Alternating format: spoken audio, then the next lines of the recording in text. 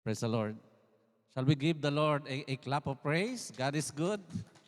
Welcome, welcome. And to those joining us online, welcome in our service. Okay, let's settle down. Bring out your Bible. Lahat ba tayo may Bible? Okay, praise God. Now, almost 3 weeks ago, back in PH, we just had our summer family camp in JCTD Isabela. And I realized how timely and relevant our team was. And that is unshaken. Sabi niyo, unshaken. Again, unshaken.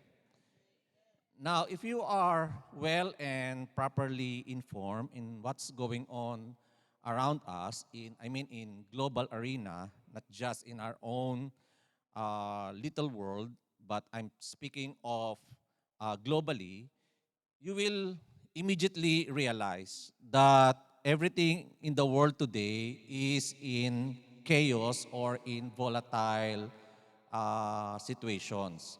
Politically, economically, socially, of course, morally, and even spiritually or religiously, plus, okay, the natural calamities like earthquakes and volcanic eruptions and sandstorm, snowstorm, typhoon, etc., that are sprouting randomly in many parts of the world. Now, this add up to the total global chaos around.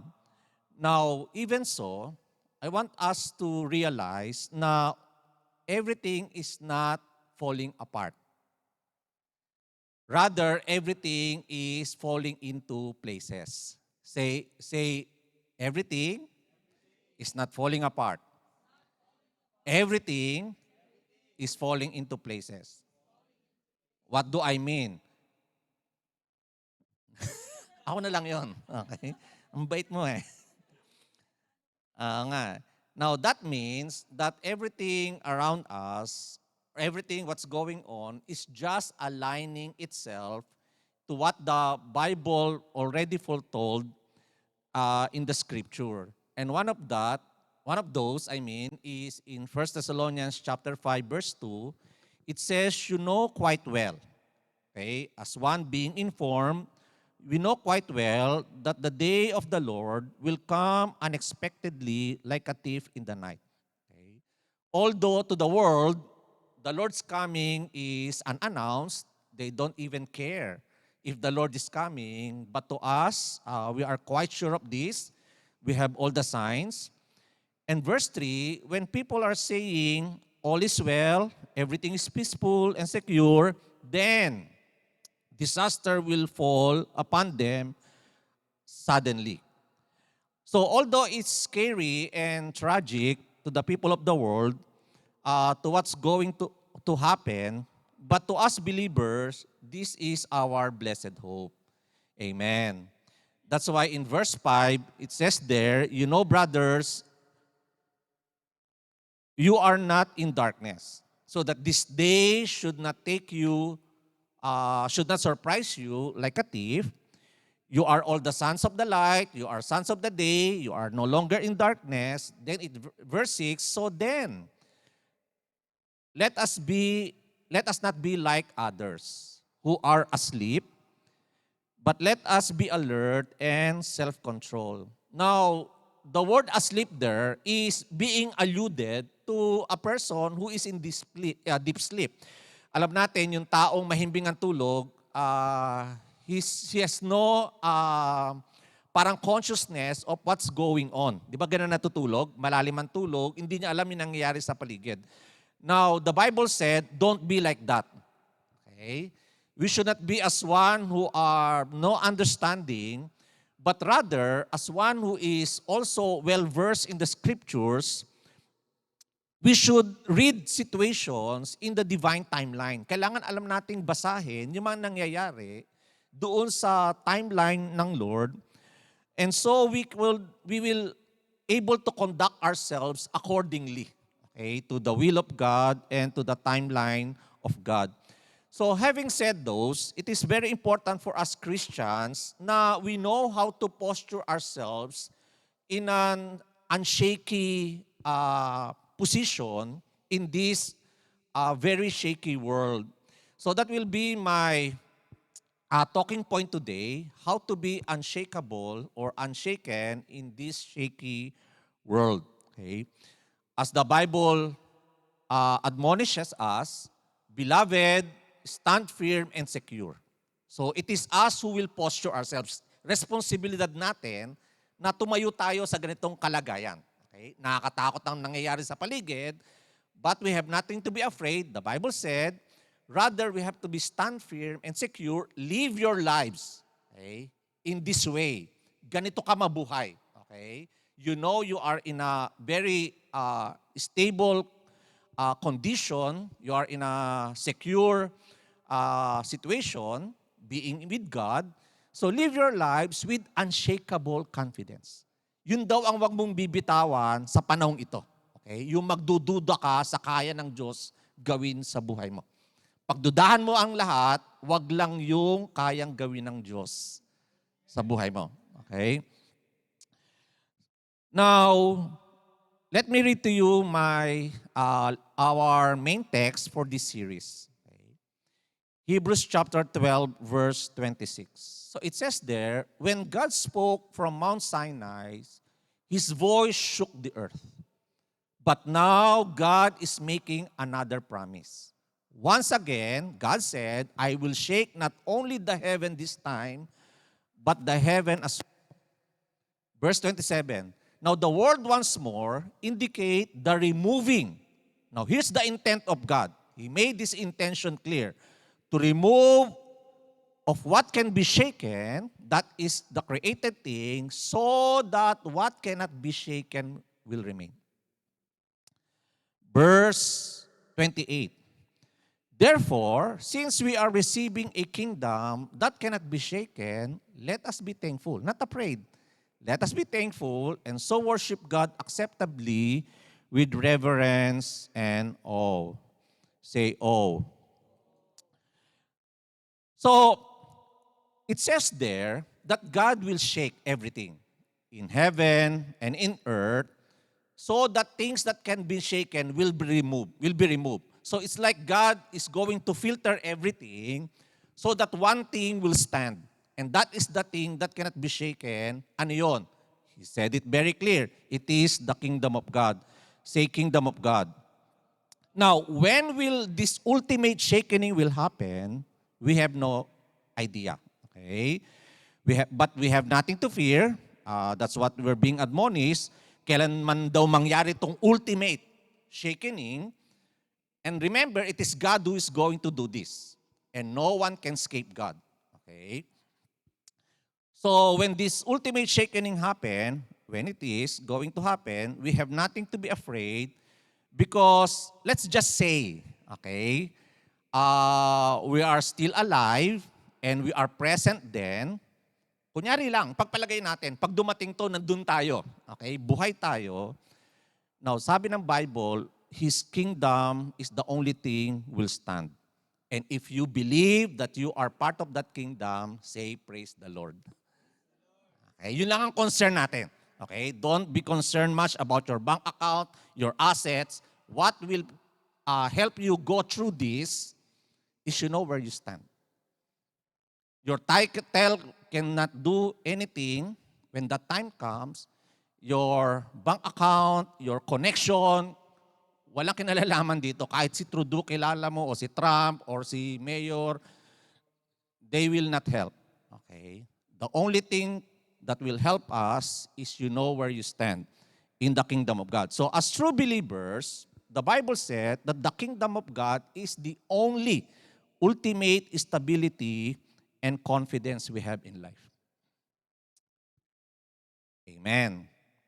So either in the present or in the future ultimate shaking, we should remain unshaken. We should know how to posture. Alam natin paano itayo yung sarili natin sa ganung kalagayan. That's why in Psalms 112, it says, surely, say surely, Ano ibig sabihin ng surely? Sure. Okay. The righteous will never be shaken. Surely. Okay? It's our confidence. The righteous will never be shaken. They will have no fear of bad news. Their hearts are steadfast. That's another way of saying be unshakable. Your heart is steadfast, trusting the Lord. Their hearts are secure. So another way of saying be unshaken. They will have no fear. In the end, they will look in triumph on their enemies. Say no fear. Again, no fear. For the last time, no fear. Now, is it really possible? And is it really feasible to be not afraid in what's going on? Yes. It's possible. And it is feasible if we fully understand the kingdom of God. Kasi yun lang daw mananatili eh. Okay? Kung hindi mo naintindihan to, even though you are in a secure place, you can be moved. Okay? Tama? Sino takot sa ipis? Oh, ano kayang gawin ng ipis sa'yo? Wala. But you see, your wrong understanding can scare you off. Okay. So let's talk about some basic truth. I just want to give you some basic truth. Again, this is just laying the foundation. Okay, it's a series, so it may take 3 to 4 episodes. So, but first, I want to talk to you some basic truths about someone belonging in the kingdom of God. Or simply say, as being as being citizen of the kingdom of God, we have to be sure of this, okay? Sa sarili natin. Amen. Pakatanong mo nga yung katabi mo, saan ka bang kaharian? Kaharian ni Darna.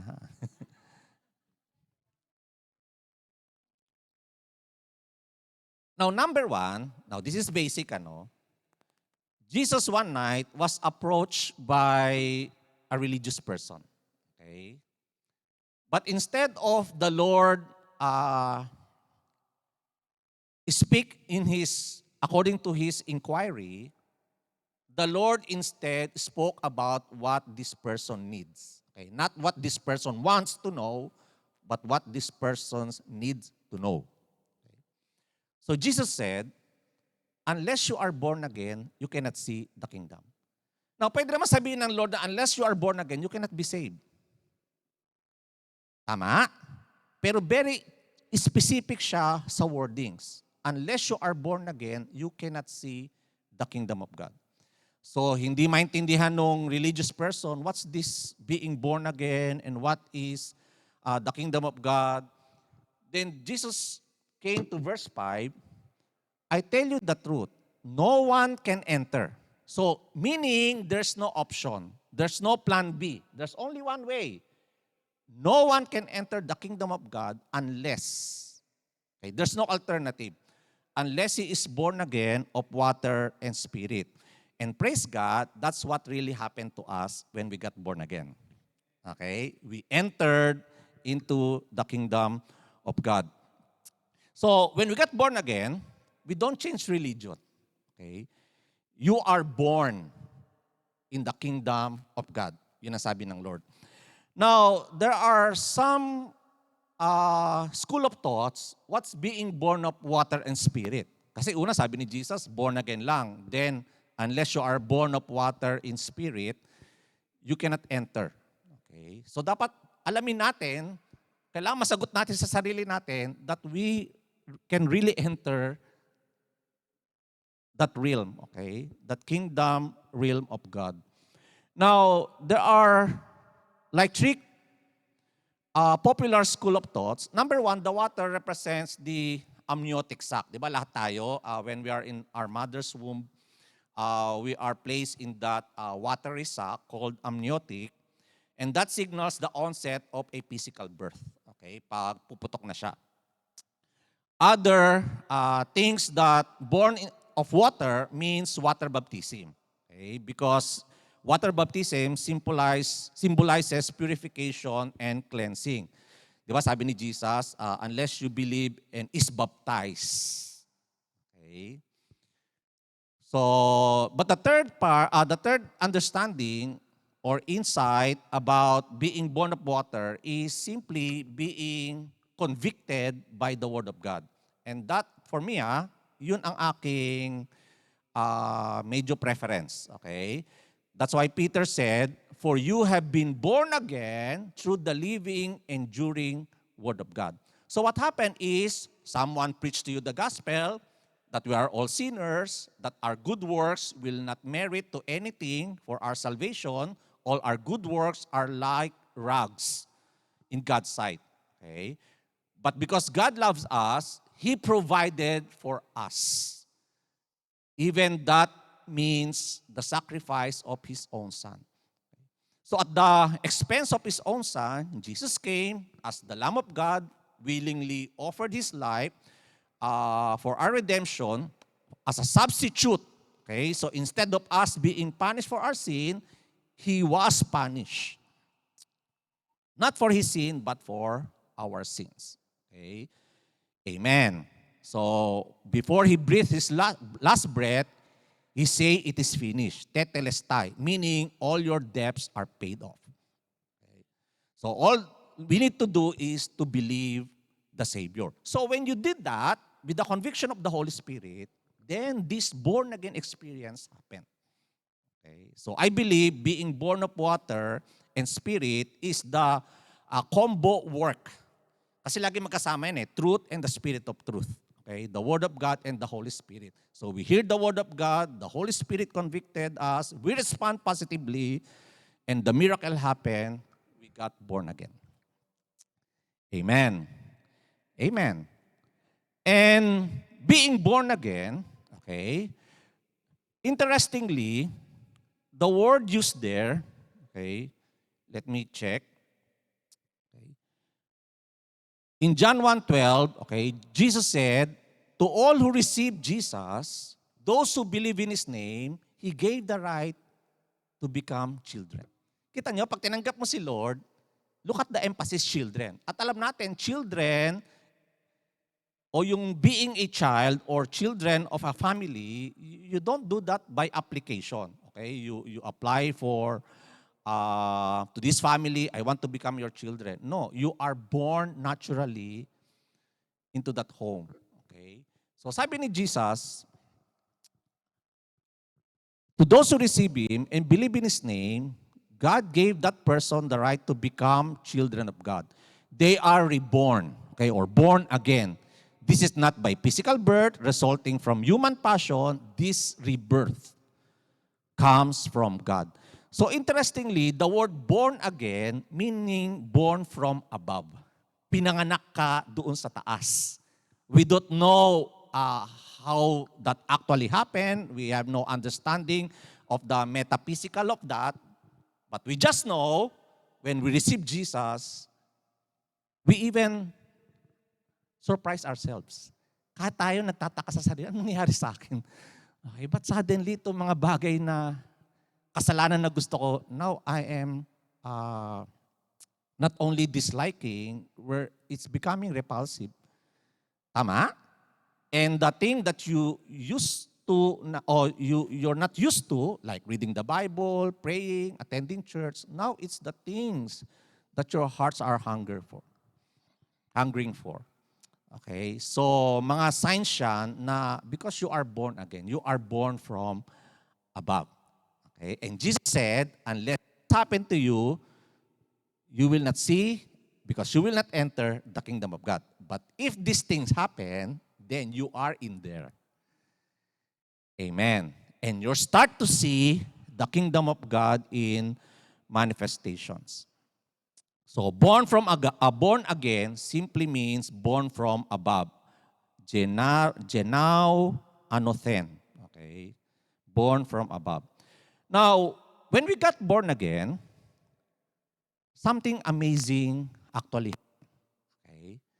Jesus said, "Do not be afraid, little flocks, for your Father in heaven is pleased to give you the kingdom. Now, did you notice? It didn't say the king is pleased to give you the kingdom.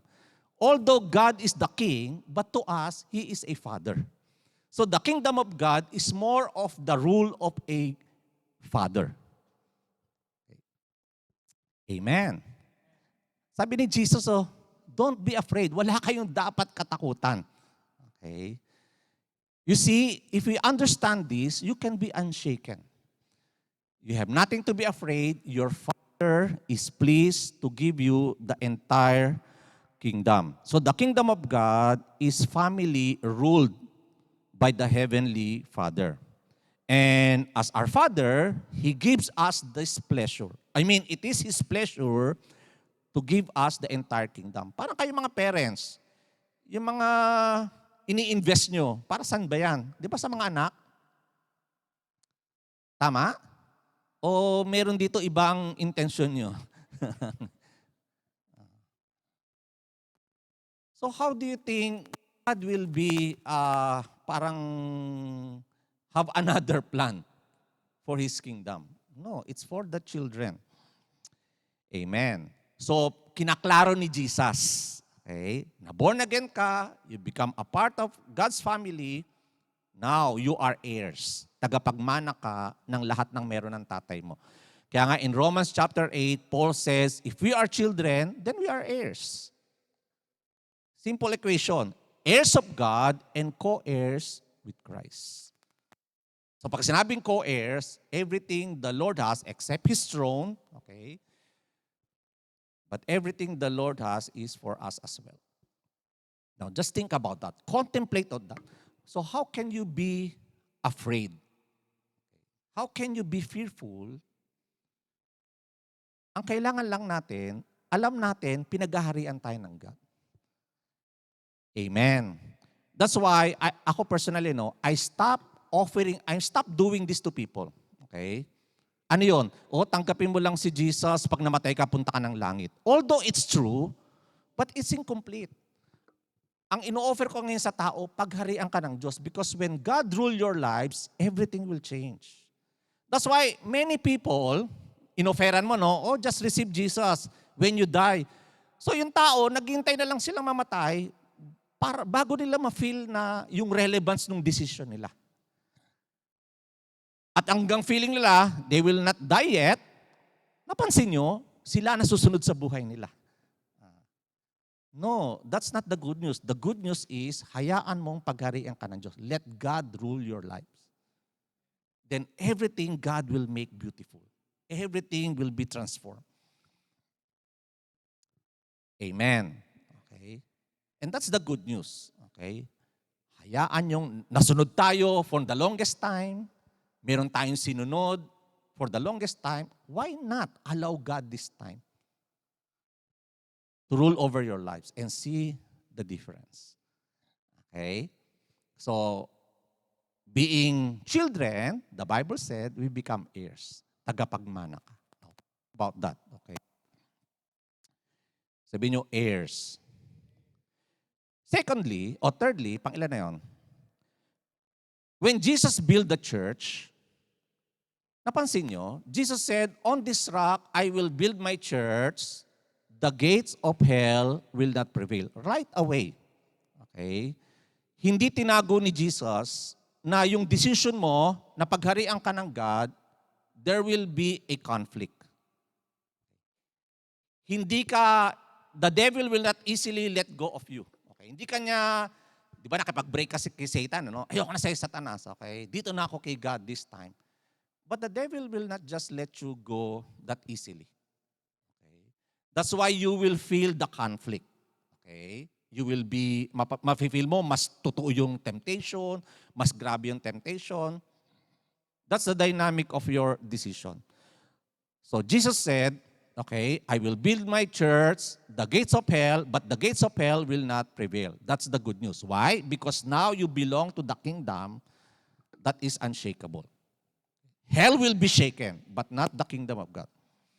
That's why in verse 18, nilay out agad ni Lord, I will give you what? The keys of the kingdom of heaven. What are these keys for? Para saan tong susi? So you can forbid on earth what is forbidden in heaven. Now you can allow on earth what is allowed in heaven. Tayo, di ba? Lagi nating pinagpe-pray yan eh. Okay, I will go there later. But you see, the church is now the kingdom of God on the earth. Basically ho, okay? Sabi nyo, the church. So ang function ng church, medyo gusto kong parang i-redefine sa inyo, no? Church is more than religious gathering every Sunday. Okay? O nagsimba ka na ba? O saan ka galing? Sa simbahan. So parang nagpa-check tayo ng attendance, no? O present, nagsimba ako. We think that is church is all about. Okay? It's a religious gathering. No. This is what the church is all about. Allowing the heaven to exist in your situation and stopping what the heavens forbid. Okay. Amen. Kaya nga, ang dali naman yun eh. Tignan mo yung situations mo. Meron ba niya sa langit? Wala. Then you know how to rectify things. Kung wala niya sa langit, why you're allowing it to yourself? Amen. So that is what church is all about. That's why we are experiencing so many miracles. We are experiencing so many transformations. Why? Because now heaven's reality is imposing itself in our situations on the earth. We simply called it miracles. Amen. I'm expecting someone from Isabela who just arrived here. So nasa Mississauga siya ngayon. Her mom, na-contact mo na ba, dear? Hindi pa. Her mom, okay, naka-live ba tayo? I'll be careful. Okay. Hindi kasi yung mom niya, okay, medyo ang peg, puro pagyaman sa pagpapaganda. Sabi mo sa katabi mo, parang tayo rin pala. Di ba yun ang mga kabisihan natin eh? Pagyaman at pagganda. Okay? Tingnan niyo order niyo sa mga Shopee dito, Temu, di ba? Kadalasan, puro pagpaganda eh. Okay. And they say, ouch. Okay. So siya, kung kailan niya lang maisipang umattend ng church. Siyempre, busy-busy yan. Okay. Then one day, she appeared, hindi pa nga Sunday eh. I think it's Wednesday. At ako na-shock. Kasi siya na usually na maganda, na puro pampakinis. Walang time kasi nga making money, ang peg. Dinala sa church, kinikerry ng asawa. Okay? Parang polio yung paa. Nag-shrink. Then, realize na lang namin later, nung nag-testify siya, ang daming bukol yung liver niya. Liver, is it liver, dear? Or basta, it spread all over the body. Then sabi ko sa kanya, so medyo, syempre akong pastor, medyo tatay ako, medyo nasermon ng konti, ikaw, kailan mo lang gusto umatindi? Pakitapik yung katabi mo, parang sinisimplihan tayo ni pastor. Usually ganyan, di ba? Kapag hindi mo na kaya, hindi call a friend eh, call God. Okay? So dinala sa church, kineri ng asawa, yung mga limbs niya nag-shrink. So sabi ko, in the Bible, kapag ang tao nagpapagamit sa Lord, pinahaba na Diyos ang buhay eh. Yan sabi ko. Okay. So sometimes, yung kabisi-bisihan mo, what you are abandoning is the purpose of God for your life. If you want to live long, okay, if you want your lives prolonged and protected, do the will of God. At siyempre, pag may sakit ka, lahat ng isermon mo, tatanggapin eh. Okay? Huwag nyo na hintay magkasakit kayo bago nyo ako pakinggan. Okay? So iyak siya ng iyak. Now this is what I remember I did. You make a vow to God. Now after He healed you, she will be healed. But make a promise that after He healed you, you will fulfill your purpose. Amen. Okay? So sabi kong ganon, siya yung tinanong ko. Amen? Pinatayo ko. Yun lang ang alam kong pinagawa ko. You stand up, kinarga nga na asawa eh. No, you stand up, you walk here down to the pulpit, to the altar. Okay? Maglakad ka kasi nandun siya nagpray. Maglakad ka, then the angels will salubong you. Ano ba sa English no? Maganda ron. Basta sabi ko sasalubungin ka ng angels. Okay? So, first step, struggling. Second step, mamaya bago siya nakapunta sa altar, not only she's running, she's jumping, she's whole. Okay. Tapos siya, na hirap ang pera. Nag-apply yung anak sa Canada in 4-day time. Na-approve yung document niya. Kaya ngayon nandyan siya. I never heard of that. Okay. In 4-day time, boom. Kita mo, sabi ko, ang dali naman sagutin ng Lord ang prayer mo eh. Bisi-bisihan ka lang. But you see, if you give God time, ma-amaze ka if God rule your situation. And that's what good news is. Allow God to rule your life. So sabi ni Jesus, I'm giving you the kingdom so you can allow what heaven allows. And you can forbid what is not allowed in heaven. So that's what the church is all about. Amen.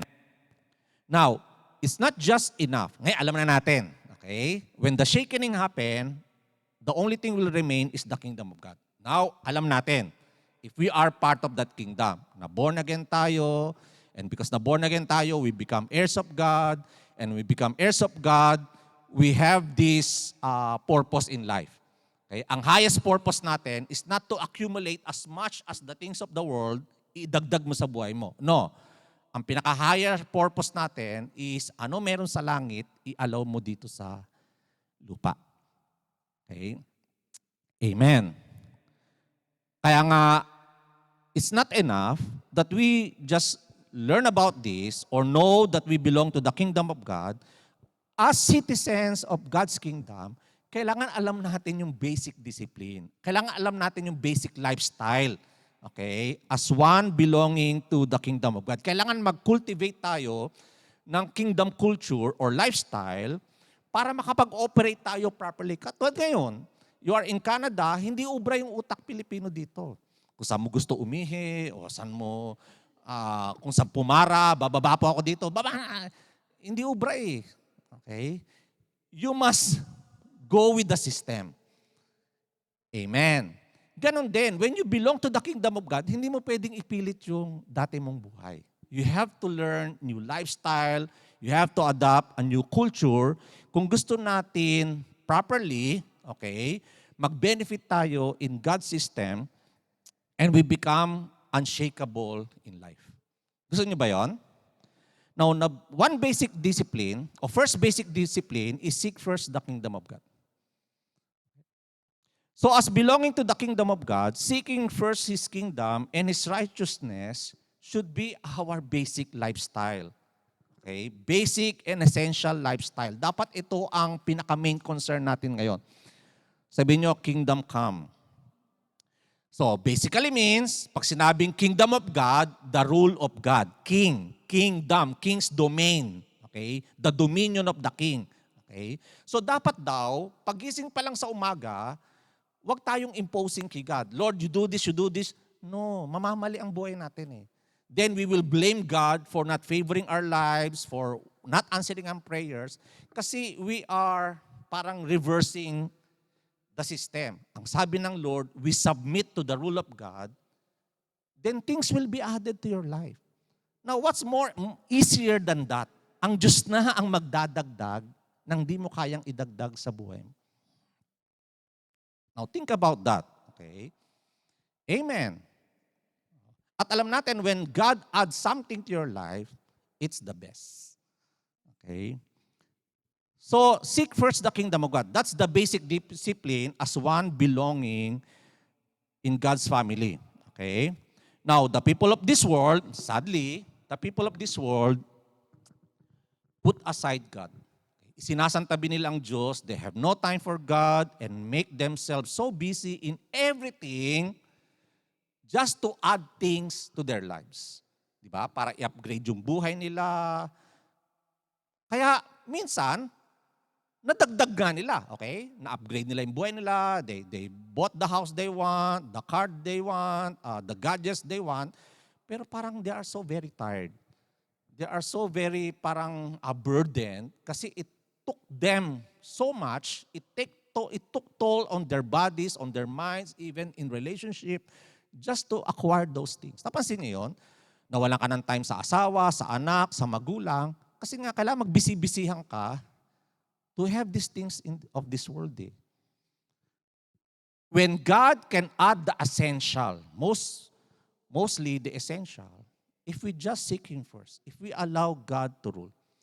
Because if it is God's way, you will keep your family intact, you will keep your health intact, you will keep your sound mind intact. Amen. Okay. And I have a lots of testimony to tell, okay, along the way na lang. Because the reason for people living that way is because the world is the only thing they have. Kasi wala nga silang idea what is heaven. That's why they are not pursuing what heaven can provide. That's the problem. All they know is the best thing in this world. Kaya lahat ng kanilang dreams, yun lang. Kahit walang Diyos, kaya naman nilang idagdag sa sarili nila yan . Right? But what can heaven provides,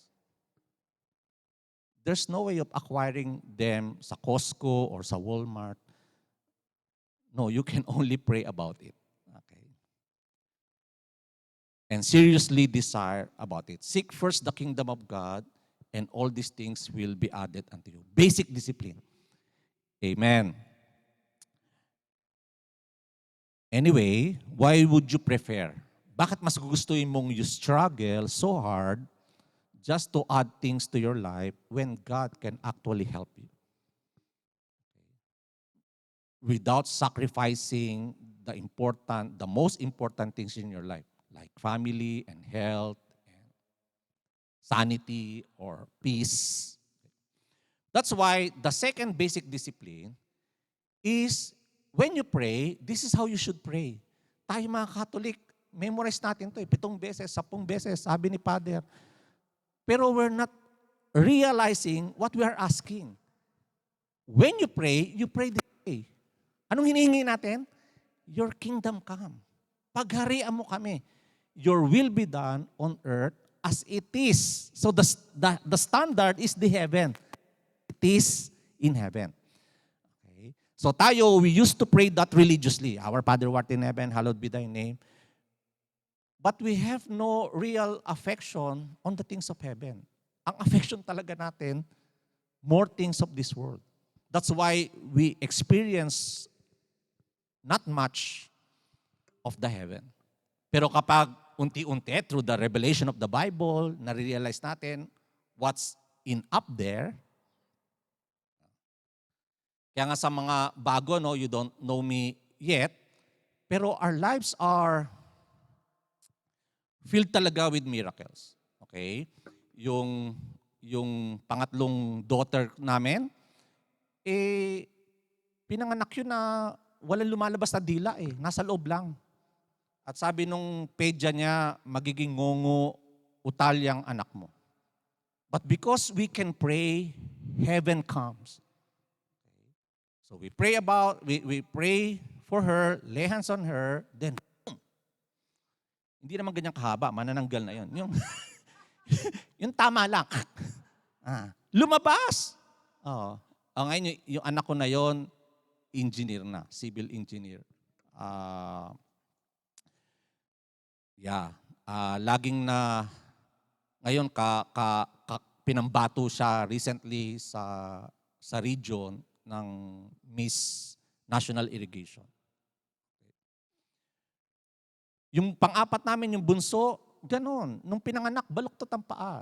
we need to spend this much just to rectify yung bones. But again, we pray about it, then the bones start to move themselves. Nalibre yung operasyon. Bakit? Because we learned that we can demand what's in heaven to be our reality on the earth. So basic discipline yan. Okay? Now, we all know, hear me out. We all know, like, not being a Canadian citizen, or let me paraphrase, you can be a Canadian citizen and yet the best interest of Canada is not in your system. Naintindihan natin yon? In Tagalog, pwedeng Canadian citizen ka, pero wala kang pakialam ano ang nakabubuti sa Canada. Ang laging iniisip ng tao, ano makakabuti sa kanya. Naintindihan natin? Now, when it comes to the kingdom of God, it's one thing na we seek what's best for the kingdom of God and what's the kingdom of God best interest. Now, we can do nothing to improve, to make better the kingdom of God. Wala kang kailangan gawin. Pero dapat yung best interest ng kingdom of God is our concern. Ano ba ang concern ng kingdom of God? Kaya nga in our prayer, our main priority is the kingdom of God.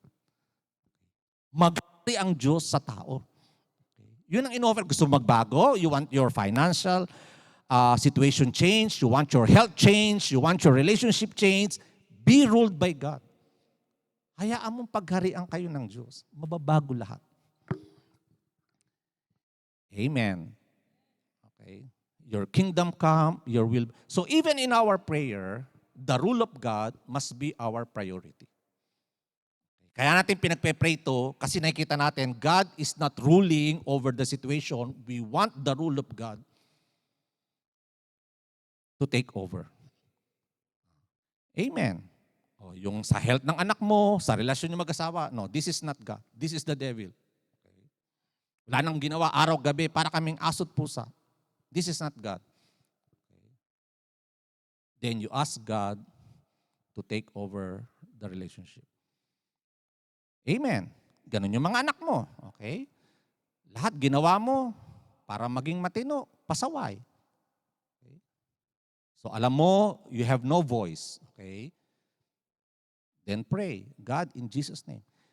Why I know that? Kasi ganoon ang ginawa ng moms ko eh. Okay? Because of liquor, at the age of 18, may tama na yung liver ko eh. Kasi lahi kami ng lasinggero eh. Lolo, tatay, ako. Babaero din. Lolo, tatay, ako. Ewan ko, alam na asawa ko to, pero mangumpisal na ako. Hindi, alam niya na lahat. Okay. So what do I expect? Magiging ganun din ang mga anak ko. Anong puno, siyang bunga. See? Pero nung pinagharian kami ng Lord, boom. Yung kabit ng tatay ko, na born again. Yung anak niya sa labas, na born again. Kaya kahit saan magpunta tatay ko, si Jesus ang pinag-uusapan. Amen. So that's the good news. Allow God to take over. So even in our prayer, that should be our priority. Okay. God, come. Okay. And finally, okay, so if we want to be, if we are truly a kingdom citizen or citizen of the kingdom of God, because we got born again, so dapat i-build natin itong kingdom mindset. Okay? Yung the way God thinks. We have to adopt the thinking of God. Kaya nga repentance eh. Pag sinabing repent, change your mind. Okay? Anong binabago natin? We are replacing our old reasoning, our old thoughts with the thoughts of God. Yun ang repentance. Hindi, Lord, forgive me. No. Ang true repentance, you are abandoning your old thinking, your old way of life, and you're allowing God's mind, you're adopting God's thoughts and God's will. Okay. And finally, okay, as a basic discipline, now look at this. You have made, say made. Ano yung made? Anong katulong? Ginawa. So it's not something na we will accomplish to ourselves. No, we cannot make ourselves these things. This one, okay? It is God who made us. Anong ginawa ng Lord sa atin? Kingdom and priest. Now think about yung mga term na ginagamit ng Lord. Pwede naman sabihin, I made you servant. Okay? I made you, no, I made you kingdom and priest to serve our God. Look at the effect. They will reign. They will not be the victim. They will reign in life. Kingdom nga king. Nagahari ang Diyos. How can you become a victim? Pero yung life natin, napifeel natin, parang we're being tossed through and fro nung situation eh. Parang hinahampas lang tayo kung nasan ang hangin. Parang we have no control of ourselves. Bakit? Kasi we will not fully allow God to control our lives. But if we just allow, then we are in a unshaky posture. So God made us, past tense, God did it, made us kingdom and priest to serve our God, and they shall reign. In other translations, they have made you, or you have been made kings and priests. Another translation, you have made them kingdom of priests. Okay? So whichever, okay, the concept is the same. Now think about this. We can serve God, or we want to serve God in, minsan we're serving God, yung gusto lang natin, di ba? That's why we're not seeing much result. God said we should serve Him how He made us, in a way how He made us. Kunyari, kinuha ko si Ma'am Marilu, okay? Kinuha ko siyang janitress. Gandang janitress, ano? Tapos, she will play the role of a secretary. Hindi niya fina-function what I am hiring her for or made her in the company. God said He made us into kings and priests or kingdom and priests or kingdom of priests, and God wants us to serve in that role. Serving God below that is like serving God by our own strength, by our own might. That's why we are not experiencing much of reigning on the earth. Kasi we function by ourselves. Naintindihan ho natin. Okay? Sabi nyo, kingdom and priest. Now, to understand better, okay, serving God as kingdom and priests, or kingdom of priests, or kingdom and kings and priests, and we will reign on the earth. Now, sabi niyo priest. Priest is alluded to prayer. Ang role ng priest kasi is to pray. So, parang sinasabi rito, you rule in your prayer. You rule in the situation in your prayers. Naintindihan natin? Because that's how we change everything in prayer. Di ba? Your kingdom come, your will be done on earth as it is in heaven. We rule over the situation through our prayers. Now, if I am the preacher and I study well, it's good. If you are part of the music team, you practice well, it is good. But without soaking all things in prayer, you're just functioning in your strength, in your own ability, in your skills. Kaya minsan napapansin nyo, di ba, yung merong magaling magturo pero walang masyadong nangyayari. Kasi galing niya lang yung dinidisplay niya. Pero minsan may mga, I know people, hindi ganun kagaling magturo. Like Benson Idahosa, he's a man of prayer, he soaked himself in prayer. Pag nagturo siya, it's not parang, what's the proper adverb for that? O adjective. Hindi siya impressive. Okay. Hindi siya impressive. Parang o si Dr. Yonggi Cho, the largest church in the world, sa Korea with millions of members, when you hear him preach, parang boring. But when they prayed, things begin to happen. Okay. So si Benson Idahosa, I remember, so para lang siyang nagbabasa ng outline because he's African, he wants to be not going outside his outline kasi nga he's not that well-versed in English. So parang binabasa niya lang yung outline niya. Okay. But he is always listening to God. So in one of his service, he's sharing a message, then he paused.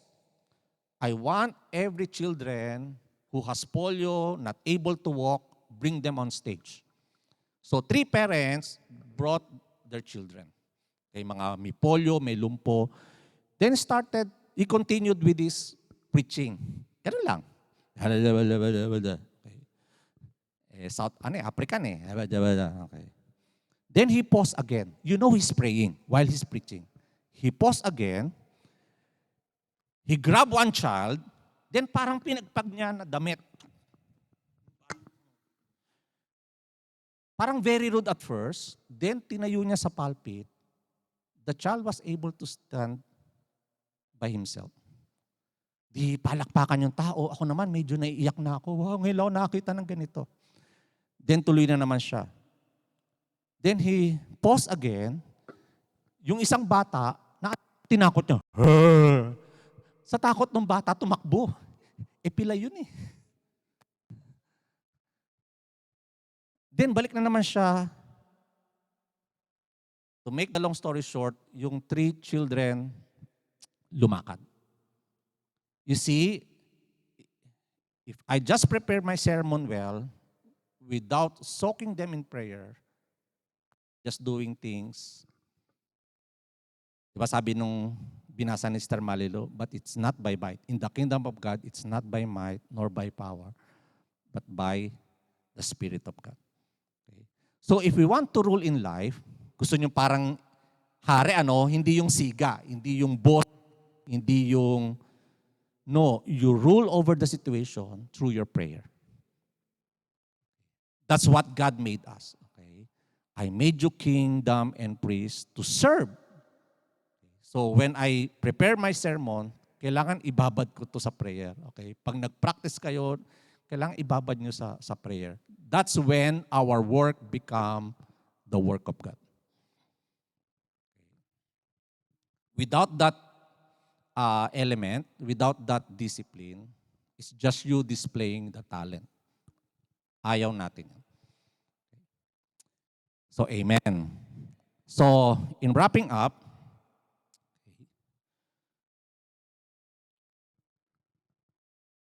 pakibasa natin. Okay, can we declare to ourselves, God made me, again, parang walang kalatoy-lato. God made me a kingdom and a priest to serve Him. I will reign on the earth. Amen. Okay, shall we all rise? So these are just foundation to our further discussion. So when these things happen, we don't know when, but God will shake everything, the Bible said. So that at ng sinasandalan ng tao, what you think you make yourself secure, magugulat kayo, they will not stand at all. And I will share next week ano talaga yung pinaka-ingredient when these things happen, or at least a precursor to that event. Kasi minsan, di ba, bago mangyari yung absolute, meron munang precursor to that. Parang yung wave, bago yung tidal wave, meron munang ripples, then it's catching wave hanggang maging tsunami.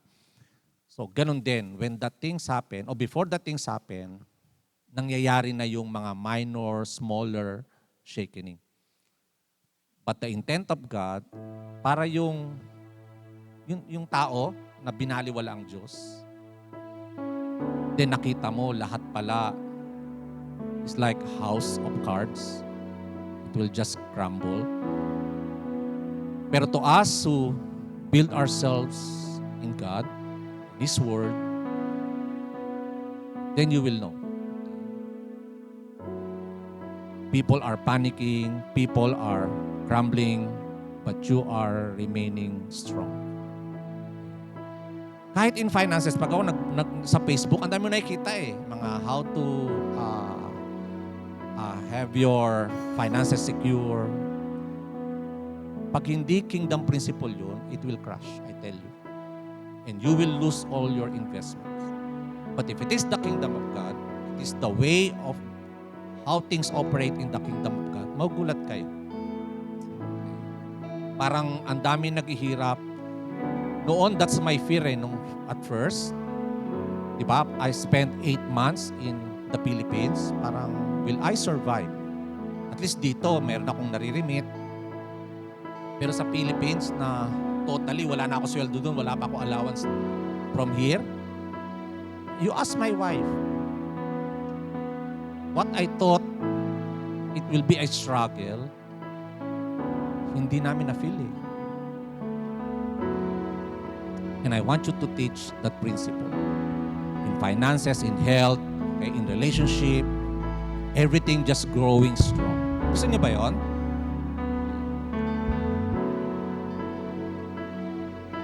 So let's posture ourselves. So if you are not sure, then Jesus said, unless you are born again, you cannot enter, you cannot see. So be born again. It's not changing your religion. It's not applying membership in the born-again church. No, it's a decision to allow God to rule your life. As many as receive Him, to them He gave the power to become children. So if you're, that's the beginning. That's the start. So I want you to make that decision right now without coercion. But I hope it's not too late to realize. If that's your prayer, just say, Lord Jesus, thank you that you have loved me enough to sacrifice your own life, that I will have life in your name. I believe that the death you died is a payment for my sin, because the wages of sin is death. But on the third day you rose again, that those who believe in you will no longer perish, but will have an everlasting life. Lord Jesus, be the Lord, the ruler, the King of my life. Rule my life, Lord. Change my mindset. Change everything in my life. And I give you all the glory, the honor, and the praise. I will serve you, Lord, as kings and priests, and I will reign in this life for your glory and honor. Thank you, Jesus. And help me, Lord, to live the basic discipline, seeking first your kingdom, asking your kingdom to be done here on earth as it is in heaven. Thank you, Lord. Amen. Shall we pray? Dear Heavenly Father, we thank you because we belong to unshakable kingdom. That's why, Lord, we're just admonished to be thankful and worship you in reverence and in awe. Patuloy kami mamangha sa iyo, Panginoon. May your beauty will eclipse everything around us. Na makita namin, Lord, walang maganda sa buhay kundi ang pagharian ng Diyos. Lord, that you will correct our conception na it's being religious, na it's boring, puro lang Bible, puro lang praise the Lord. Oh, because we have no greed for this. Wala kami understanding. We all grow in a religious context, Lord. But help us, Lord, open our eyes that we start seeing the rule of God in our lives. As your word said, unless we are born again, we cannot see. Now that we are born in your family, now God, open our eyes to see what you are doing and what you can do. At sa ganun, Lord, as the Psalms said, that when trouble comes, our hearts are secure, our hearts are established, we are not afraid. Kasi ang nakikita namin, Lord, yung kaya mong gawin sa buhay namin.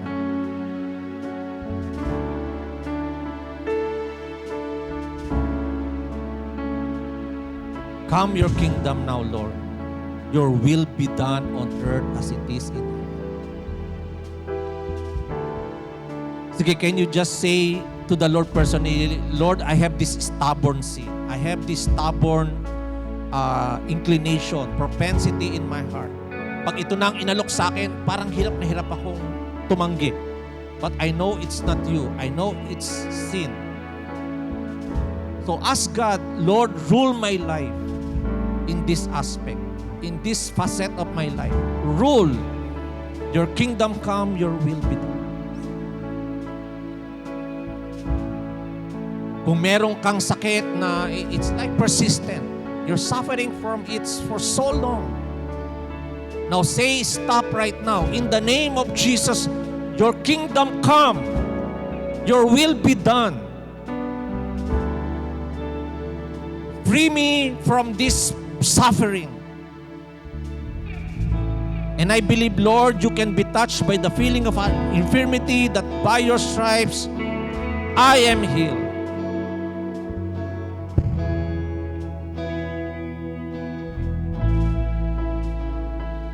Now allow God to rule also in your finances, in your relationships. Declare God's kingdom over your children. My children will not be wayward.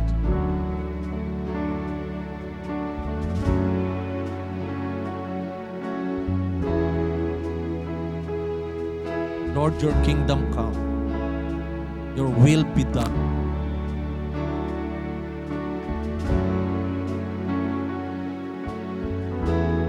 Lord, we will seek you first. We will seek you first. We will seek you first. It's not a waste of time, Lord. It's not an exercise of utility. No, it's life.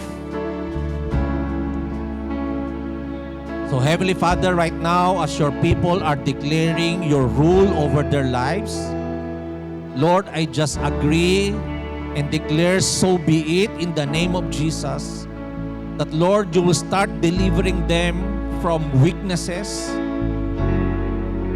and start overcoming those temptations, those lifestyle, Lord God, that does not conform.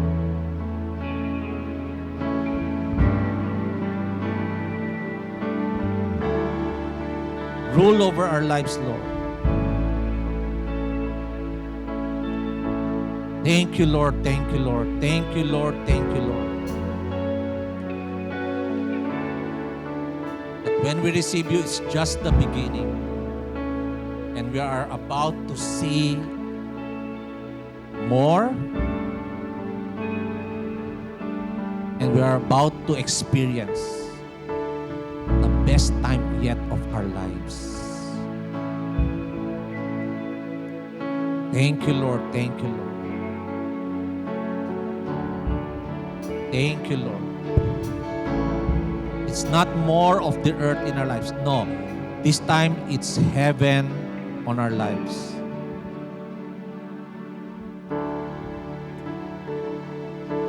Now begin to thank God for your new health.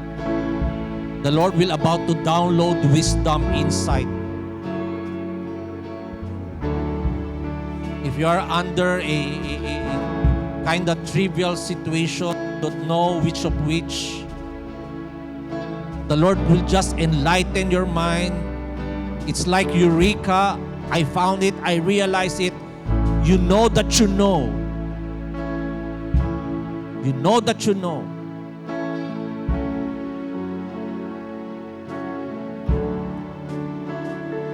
Thank you, Lord. Thank you, Lord. Thank you, Lord. For it pleases you to give us your kingdom.